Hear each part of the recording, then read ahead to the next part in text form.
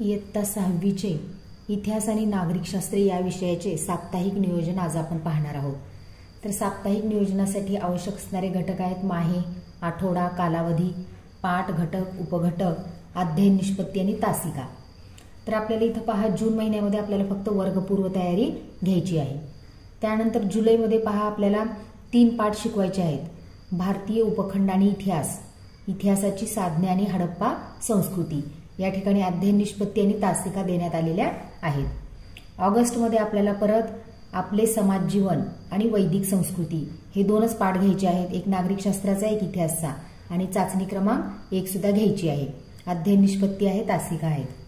त्यानंतर सप्टेंबर महिन्यामध्ये आपल्याला 3 पाठ घ्यायचे आहेत, प्राचीन भारतातील धार्मिक प्रवाह, समाजातील विविधता हा नागरिकशास्त्राचा पाठ आहे, जनपदे आणि महाजनपदे, अध्ययन निष्पत्ती आणि तासिका।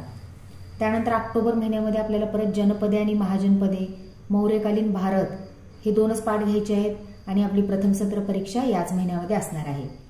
त्यानंतर नोव्हेंबर महिन्यामध्ये पहा आपल्याला ग्रामीण स्थानिक शासन संस्था, नागरिकशास्त्राचा हा एकच पाठ घ्यायचा आहे, कारण सुरुवातीला आपल्याला विद्यार्थ्यांना अतिरिक्त पूरक मार्गदर्शन करायचं आहे। त्यानंतर डिसेंबर महिन्यामध्ये आपल्याला मौर्य साम्राज्यानंतरची राज्य आणि दक्षिण भारतातील प्राचीन राज्य हे 2च पाठ घ्यायचे आहेत, अध्ययन निष्पत्ती, तासिका। त्यानंतर जानेवारी महिन्यामध्ये आपल्याला दक्षिण भारतातील प्राचीन राज्य, प्राचीन भारत, सांस्कृतिक हे 2 पाठ घ्यायचे आहेत आणि आपली दुसरी चाचणी जानेवारी महिन्यामध्ये घ्यायची आहे। त्यानंतर फेब्रुवारी महिन्यामध्ये पहा आपल्याला नागरिकशास्त्राचा आणि इतिहासाचे दोन्ही एक एक धडे घ्यायचे आहेत, प्राचीन भारत आणि जग, शहरी स्थानिक संस्था।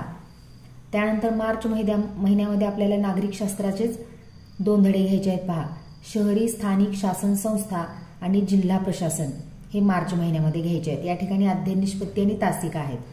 त्यानंतर एप्रिल महिन्यामध्ये आपल्याला द्वितीय सत्र परीक्षा घ्यायची आहे आणि राहिलेल्या शेवटच्या 2 आठवड्यामध्ये आपल्याला अतिरिक्त पूरक मार्गदर्शन करायचं आहे।